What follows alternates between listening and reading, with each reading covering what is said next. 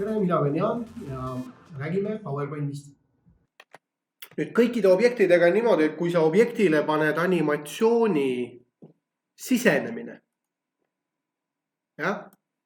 Et kui sa paned objektile sellise animatsiooni nagu sisenemine, siis selle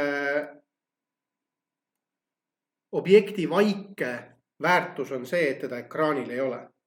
Et ta ilmub siis, kui üks kord algab see animatsioon, mis ta ekraanile toob. Ja kui üldse näete neid animatsioone, siis korra lahti klõpsata, siis nad on 3 värvis ja 4 mahus on ju. Et siin on siis rohelised on sisenemised, kollased on juba ekraanil olevate objektide esile tõstmine, punased on väljumised ja siis on niisugused liikumised. Ja vot näiteks liikumine võiks olla midagi sellist, mida ma sellele noolele tahaksin panna. Et ma näiteks tõstan ta siia diagrammi selle õige tulba kohale. Kõigepealt ma panen talle ilmumise. Aga ma võin ka muidugi teha, et lisaks sellele, et ta ilmub, võib-olla ta võiks näiteks ka kõikuda siia allapoole.